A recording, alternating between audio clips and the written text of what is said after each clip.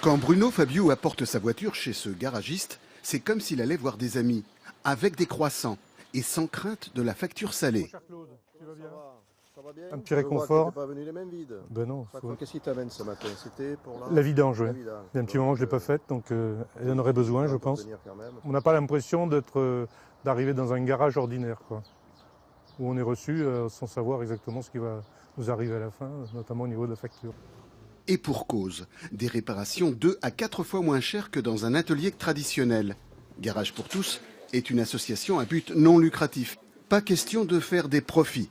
4 bénévoles et 4 personnes y travaillent en insertion, comme Thierry Brett, un ancien peintre carrossier au chômage qui a pu retrouver un emploi ici.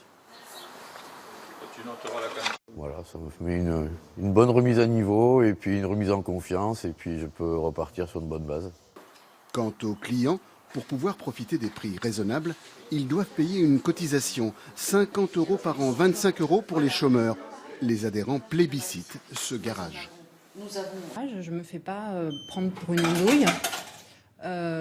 J'ai pas l'impression de me faire arnaquer et je me sens plus en confiance en fait que dans un garage où on me prend pour une fille, quoi. Là, vous avez un soufflet de cardan qui est percé. Il faudra le changer au prochain rendez-vous. Ça coûtera moins cher. Ça sera mieux pour vous et pour la voiture. Merci.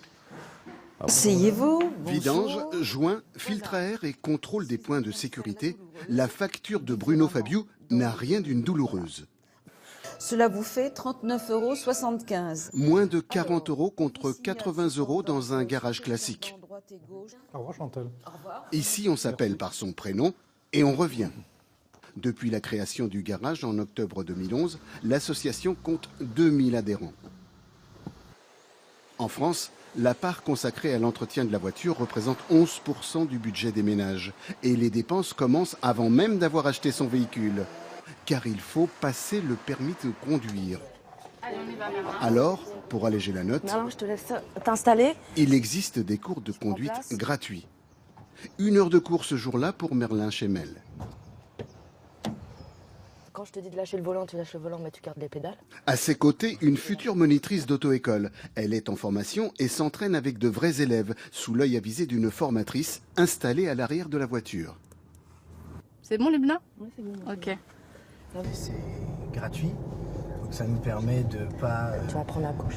À gauche. Oui. Ça nous permet d'éviter d'avoir 1 heure à une cinquantaine d'euros.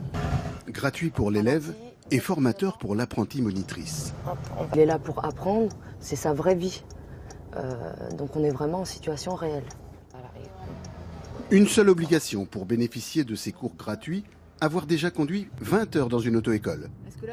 Mais Merlin Chemel a besoin de quelques heures de conduite supplémentaires pour se sentir plus confiant. Et ce n'est pas du luxe. Tu joues juste avec la pédale d'embrayage. Juste la pédale... Ah oui, mais je suis sur le frein pour Ouais, aller non, vers ouais. l'avant. Voilà. Hop, stop. Lubna, mets-toi d'accord avec lui sur ce que tu fais.